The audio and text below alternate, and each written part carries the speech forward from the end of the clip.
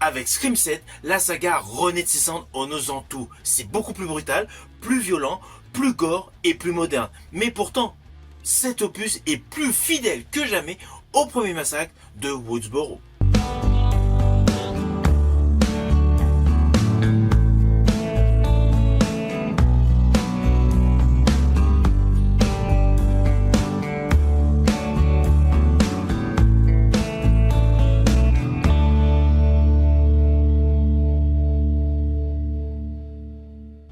Hello, c'est HR, votre chroniqueur. Alors aujourd'hui, je vais vous parler de Scream numéro 7.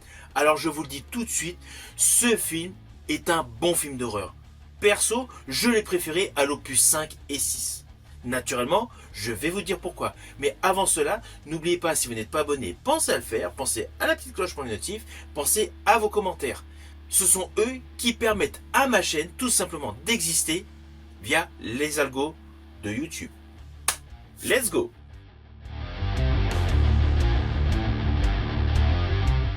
Alors tout d'abord, fiche technique de ce film. Il a pour titre Scream numéro 7.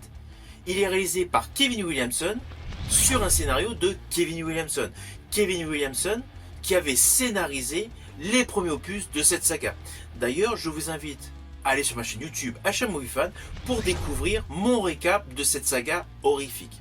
Et justement, ce film appartient toujours au registre horrifique. C'est un film américain qui est une véritable suite à Scream numéro 6 qui s'est déroulé à New York. Nous avons d'ailleurs des personnages du 6e opus qui sont dans ce 7e opus, avec l'histoire suivante.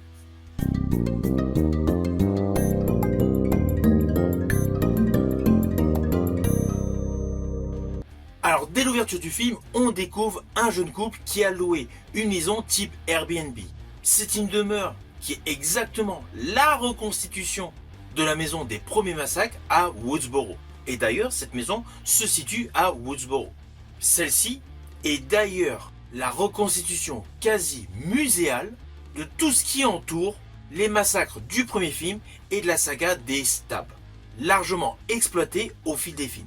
On y trouve des objets sous vitrine, d'autres accessibles, des affiches de la saga des Stab, des coupures de presse, des reliques sanglantes, bref, un véritable sanctuaire à la gloire de Ghostface. Il y a même un Ghostface qui fonctionne grâce à de la robotique mêlée à de l'IA. Alors très rapidement, toute cette mise en abîme tourne au cauchemar. L'hommage qu'on découvre devient une traque. Et le premier massacre a lieu. Ghostface est de retour, mais cette fois, il joue sur le mythe lui-même. Alors, contrairement à tous les opus de la saga, le premier crime n'est pas la suite d'un coup de téléphone.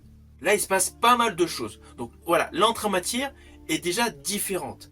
Et je rajouterais que dès l'ouverture de ce film, en fait, c'est beaucoup plus brutal, beaucoup plus vif, beaucoup plus énergique.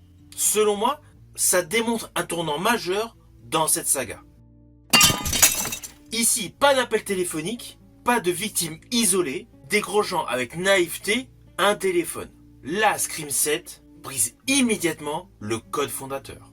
Et derrière le pugilat d'ouverture, en fait, il y a une réelle réflexion sur la marchandisation du trauma et tout ce qui l'entoure, et sur la fascination que la nouvelle génération peut avoir sur tout ce qui est morbide et la culture true crime. J'estime que cette ouverture est totalement brillante. Elle surprend, elle met en scène la mémoire de la saga et elle annonce tout simplement que le film va déconstruire ses propres fondations. Je vous rassure, on n'est plus du tout dans une répétition de schémas classiques. Loin de là. Là, ce film est innovant. On est dans une relecture totale. Alors ceci dit, n'oublions pas que le réalisateur et scénariste de ce film est Kevin Williamson, le scénariste des premiers opus. Opus qui avait déjà une force autoréflexive. Dans ce film, cela s'y retrouve. Implicitement donc, on bascule donc dans une autre ville, là où s'est installé Sidney Prescott, qui s'appelle donc, je crois que Madame Evans dans le film. Elle est mariée à un policier et sa fille a 17 ans. L'âge de Sidney Prescott, du personnage Sidney Prescott, dans le premier opus. Alors sur le coup, on peut se dire, va y avoir beaucoup de similitudes avec le premier film. D'ailleurs, l'entrée du petit copain par la fenêtre fait énormément référence. Mais en fait, tout ce qui a été vu dans les autres opus ne sert que de support. Là, ce film est davantage cynique. ironique et horrifique. Et d'ailleurs, vous allez vous rendre compte que ce film est beaucoup plus intimiste que l'opus qui s'est déroulé à New York, qui était très spectaculaire, très blockbuster. Là, ce film revient à l'essence même de la saga, initiée par Wes Craven. Who is this? You tell me your name, I'll tell you mine. Why do you want to know my name? I want to know who I'm looking at. Alors, on s'en doute déjà avec l'écriture du titre. Au début, Scream est inscrit à la même manière que pour le premier film réalisé par Wes Craven, avec juste le chiffre 7 qui apparaît derrière. Après tous les opus, la manière d'écrire le titre était différente. Là, c'est exactement la police d'écriture du premier film. Rien que ce petit détail, cela confirme qu'on revient aux sources. Le film, après, a pléthore de massacres, des massacres beaucoup plus gore, beaucoup plus violents que dans tous les autres opus. Alors, naturellement, je ne vous détaillerai pas, je préfère que vous découvrez par vous-même, vous me connaissez, je ne veux jamais spoiler. Mais sachez que ce film a une dynamique beaucoup plus brutale, avec des dialogues acérés, une tension sèche, et un côté imprévisible. Il y a certes, comme dans tous les opus, le petit groupe de copains, on se doute qu'à l'intérieur, parmi eux, il y a l'assassin. Mais n'oubliez pas, ce film renverse les codes. Il y a beaucoup de twists, beaucoup d'inattendus. Et vous doutez, au vu de la bande-annonce, qu'il y a pléthore d'acteurs de la saga qui se retrouvent dans ce film.